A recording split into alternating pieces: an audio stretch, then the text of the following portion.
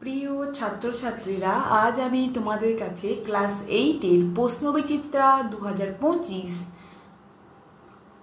বিষয় ভূগোল তৃতীয় পর্যায়ক্রমিক পরীক্ষার মডেল 1-এর কোশ্চেনগুলো আলোচনা করে দেব।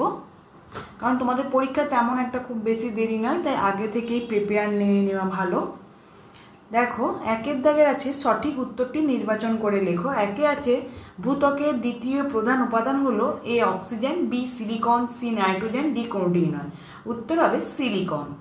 দুয়ের দাগে জিপসাম যে শিল্পে ব্যবহার করা হয় তা হলো এ সিমেন্ট শিল্পে, বি নির্মাণ কাজে, সি সার তৈরি, ডি সবগুলি। উত্তর হবে ডি সবগুলি। তিনের দাগে সিরো কিউমুলাস হলো একটি এ বেশি, বি মাঝারি, সি নিম্ন, ডি উলম্ব উচ্চতার মেঘ। উত্তর হবে এ বেশি।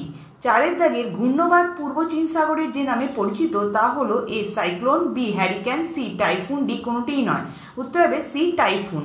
পাঁচের দাগের যে জলবায়ু অঞ্চলে উষ্ণতার প্রস্থ সবচেয়ে কম তা হলো এ তুন্দ্রা, বি নিরক্ষীয়, সি মৌসুমী, ডি ভূমধ্যসাগরীয় জলবায়ু অঞ্চল। উত্তর হবে তুন্দ্রা জলবায়ু অঞ্চল। ছয়ের দাগে সাইবেরিয়ায় বসবাসকারী উপজাতির নাম হলো এ এস্কিমো, বি ফিন, সি ইয়াকুত, ডি কোনোটিই নয়। উত্তর হবে ইয়াকুত। সাতের দাগে জাপানের ফুকুশিমায় পরমাণু দুর্ঘটনা ঘটেছিল এ 1986 সালে, বি 1984 সালে, 2011 সালে, 2012 সালে। উত্তর হবে 2011 সালে। আটের দাগে নিউ ইংল্যান্ড রেঞ্জ থেকে যে নদী উৎপত্তি লাভ করেছে তার নাম হলো এ মারে, বি কুফার, সি আয়ার, ডি কোনোটিই নয়। উত্তর হবে এ মারে। নয়ের দাগে কোনটি মাইক্রোনেশিয়ার দ্বীপ নয়? A Marshall, B Kiribati, C Samoyed, D Guam. উত্তর হবে সি স্যামোয়েড। দশের দাগে নিম্নলিখিত বিষয়গুলির মধ্যে কোনটি আমাজন অরণ্যের বিনাশ সর্বাধিক প্রভাব বিস্তার করে? এ দাবানল, বি বাণিজ্যিক কৃষি, সি স্থায়ী কৃষি, ডি নগরায়ন। উত্তর হবে ডি নগরায়ন। দুয়ের দাগের উপযুক্ত শব্দ বসিয়ে শূন্যস্থান পূরণ করো। একে আছে পৃথিবীর মোট আয়তনের প্রায় 1% দখল করে আছে গুরুমণ্ডল। উত্তর হবে 84।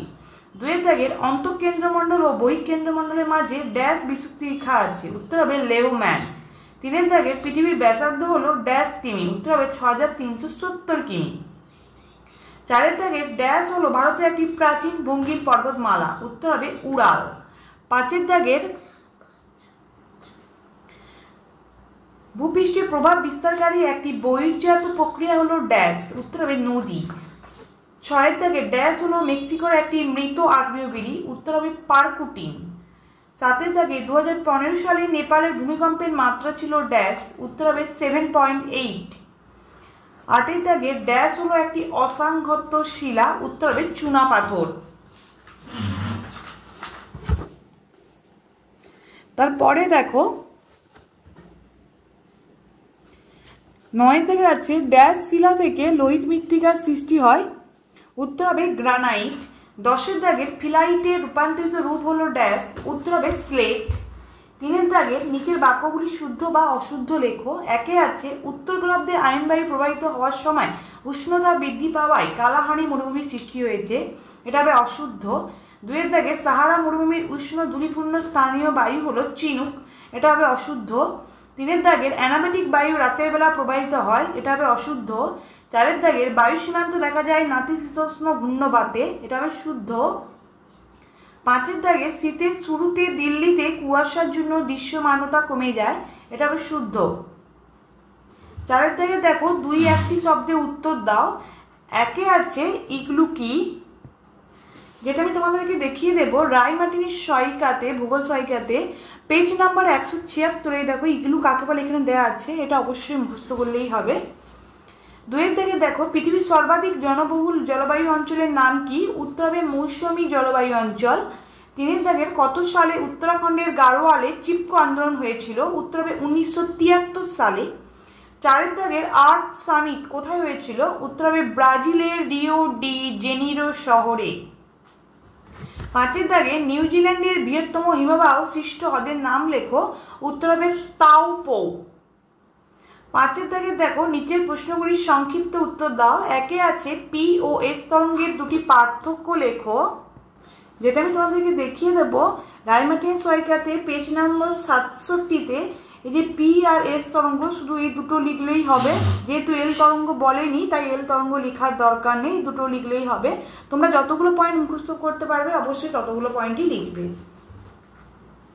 2 থেকে দেখো পা হো হো কি, যেটা আমি তোমাদেরকে দেখিয়ে দেবো টেক্সট বইয়ের পেজ নাম্বার 13-তে এই যে পা হো হো কি এখান থেকে এতটা পর্যন্ত লিখলেই হবে, এখানে পা হো হোটা আছে, ঠিক আছে। তারপরে দেখো আছে 3 দাগের আছে পাললিক শিলায় জীবাশ্ম দেখা যায় না কেন, যেটা আমি তোমাদেরকে দেখিয়ে দেবো পাললিক শিলায় জীবাশ্ম দেখা যায় কেন। রায়মার্টিন সহায়িকাতে পেজ নাম্বার 85-তে এখানে আছে দেখো পাললিক শিলায় জীবাশ্ম দেখা যায় কেন, কারণ ব্যাখ্যা করো। অবশ্যই কিন্তু এটা তোমরা মুখস্থ করে নেবে। তারপরে দেখো 4-এ আছে আপেক্ষিক আর্দ্রতা কি, যেটা আমি তোমাদেরকে টেক্সট বই থেকে দেখিয়ে দেব পেজ নম্বর 46-এ। টেক্সট বইয়ের পেজ নম্বর 46-এ যে আপেক্ষিক আর্দ্রতা কি এখান থেকে এতটা পর্যন্ত আছে, অবশ্যই তোমরা কিন্তু মুখস্থ করে নেবে।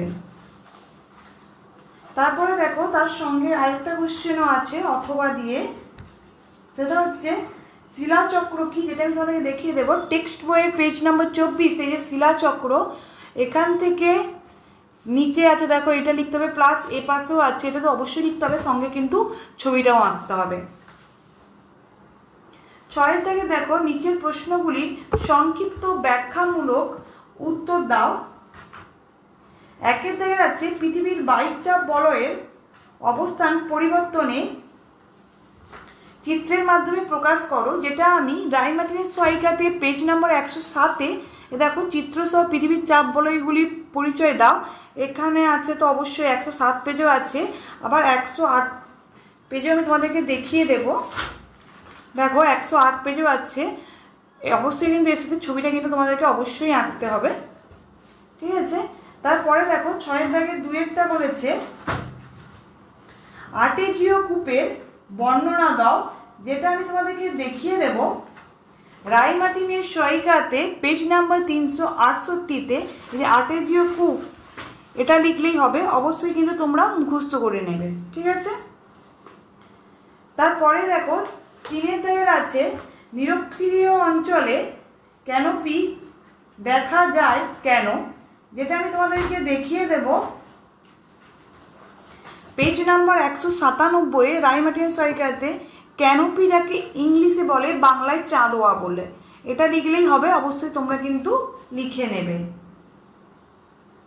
তারপরে দেখো 4-এর দাগের আছে পরিবেশ দূষণ ও অবনমনের পার্থক্য, যেটা আমি তোমাদেরকে দেখিয়ে দেব রায়মার্টিনের সহায়িকাতে পেজ নাম্বার 227-এ এই যে পরিবেশ অবনমন ও পরিবেশ দূষণের যে পার্থক্যটা আছে অবশ্যই তোমরা কিন্তু মুখস্থ করে নেবে। 7-এর দাগে দেখো বলছে নিচের প্রশ্নগুলি রচনাধর্মী উত্তর দাও, মৌসুমী ও ভূমধ্যসাগরীয় জলবায়ু অঞ্চলের পার্থক্য দেখাও, যেটা আমি তোমাদেরকে দেখিয়ে দেব পেজ নাম্বার 194 রায়মার্টিনের সহায়িকাতে। এখানে দেখো অনেকগুলো নিরক্ষীয় জলবায়ু, মোট 4টে জলবায়ুর পার্থক্য আছে। যেহেতু তোমাদেরকে এখানে কোশ্চেনে বলেছে মৌসুমী জলবায়ু আর ভূমধ্যসাগর জলবায়ু, সেহেতু মৌসুমী জলবায়ু আর ভূমধ্যসাগর জলবায়ুটাই মুখস্থ করবো, এপাশেও আছে, অবশ্যই তোমরা কিন্তু মুখস্থ করে নেবে।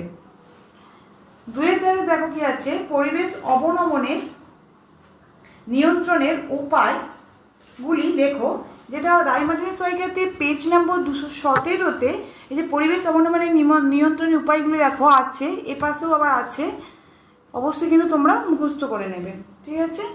তারপর 3-এর দাগে দেখো আছে মারে ডার্লিং অববাহিকায় কৃষি ও পশুপালন উন্নতি লাভের কারণগুলি কি, দেখো মারে ডার্লিং অববাহিকায় কৃষির উন্নতি লাভের কারণটা আছে, তোমাদেরকে আমি দেখিয়ে দেব পেজ নাম্বার 383-তে রায়মার্টিনের সহায়িকাতে এই যে পশুপালনের যে উন্নতির কারণ সেটা হচ্ছে এই যে পিছনে আছে, দেখতেই পাচ্ছ প্রাকৃতিক কারণ আর অর্থনৈতিক নিচে কারণটা আছে। আর হচ্ছে যেটা হচ্ছে আরেকটা যে আছে পশুপালন উন্নতির কারণ, সেটা পেজ নাম্বার 385-তে আছে, এই যে পশুপালনের কৃষিতে উন্নতির কারণটা আছে, অবশ্যই কিন্তু এই পয়েন্টগুলো মুখস্থ করে নেবে, ঠিক আছে।